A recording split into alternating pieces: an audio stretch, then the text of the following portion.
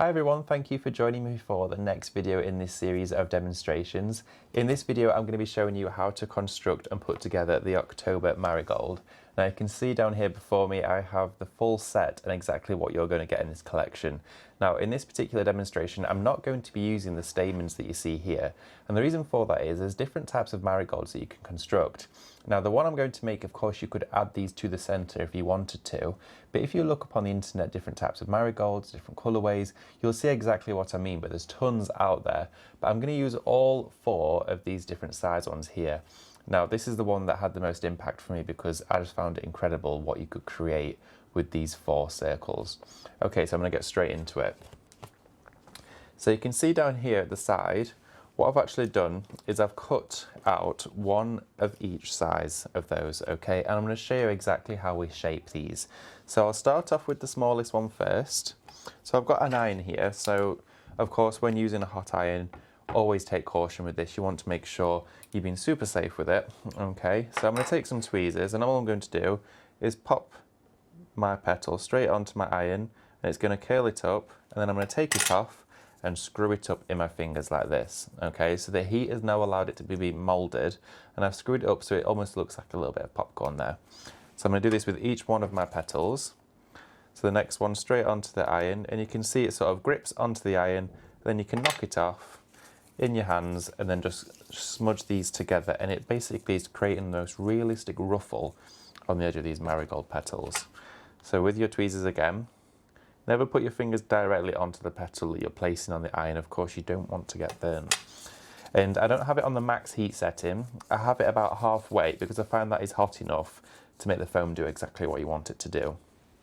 But I would recommend, if it's the first time doing it, wear some gardening gloves or maybe some oven gloves, something like that. But always make sure your hands are well clear of the iron.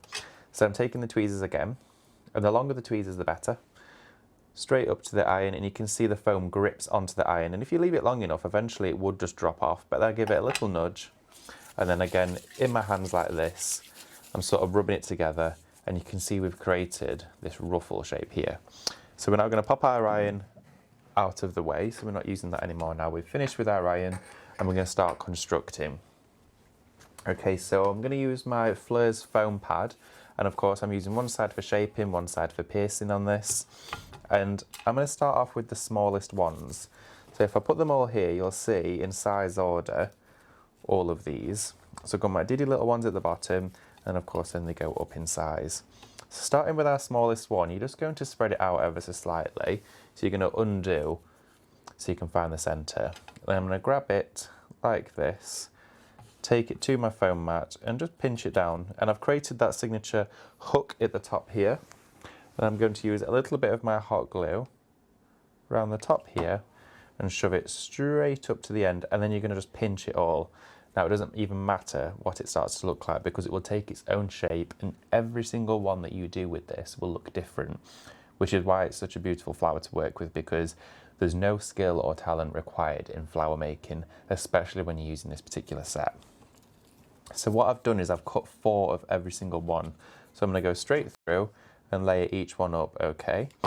Now we're going to push them up again, pinch towards the top, and keep going with them each time. So 4 of every single set means we're going to get a really nice full and thick flower. Now I've chosen to use a really sort of vibrant foam for this one. I think it's called Illuminate from the Fleurs flower forming foam. But you can use whichever colour you want. Maybe if you want to use a yellow and then add like a deep orange coloration around the tips, it would create that signature marigold look where you see you've got the burnt oranges in there. But I quite like just to see a really vibrant yellow one, because it reminds me of when you go to the garden centre at the start of the year and they're getting all the bedding plants in, and you've got those marigolds that just pop out from everything else. And then what we're going to do is work on to the next size up. Okay, so when I showed you the die set, you can see here we've got all 4 sizes. So we've started off with our smallest, now we're going to work on to our second smallest.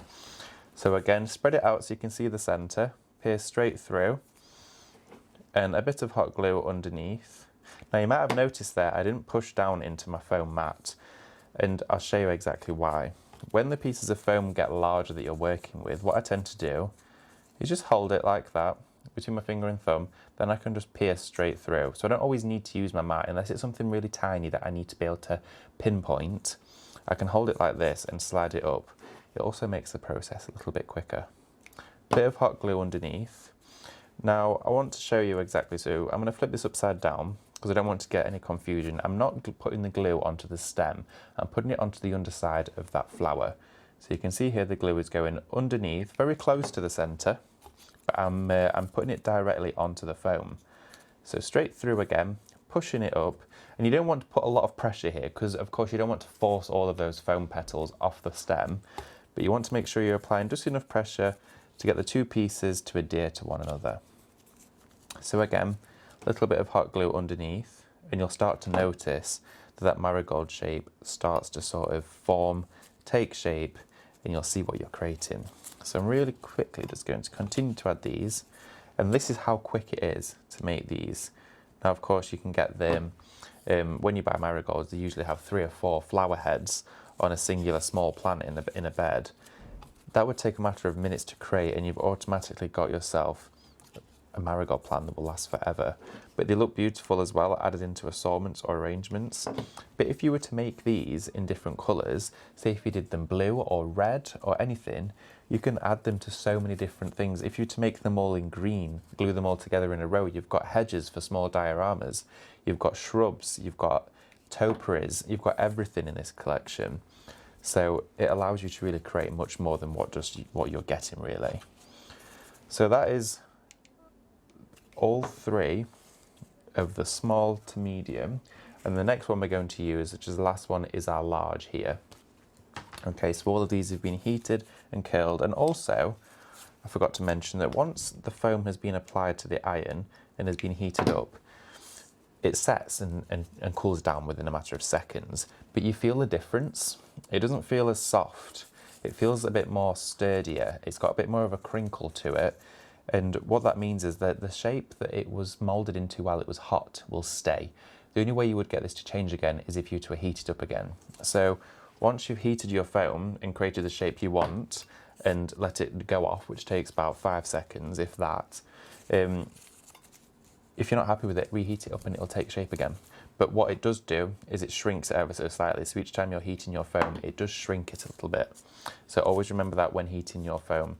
Now what I'm doing here is, because I've added quite a lot in here, I've actually got 16 petals I'm adding to this. I'm putting my hand at the top as I'm pushing up because I don't want to force any petals off here.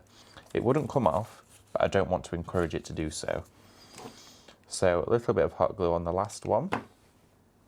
Now I'm spreading that all the way up here onto the last one. And what you can do is, you can see there that's the base, but if you're not going to add a calyx to the bottom of this one, because you won't see it, I'm just going to add a bit of hot glue around the base there, and what that will do is it will mean that it'll block in the last one. It almost acts like a stopper or a small elastic band that would stop any of them flowing down the stem anyway, but it will continue to stay in place.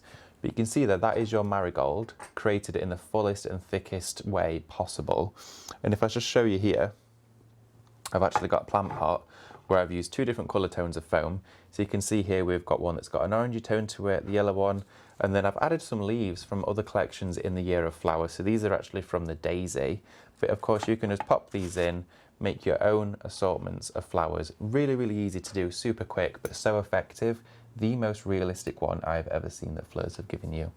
So thank you for watching this demonstration, and stay tuned for the next one.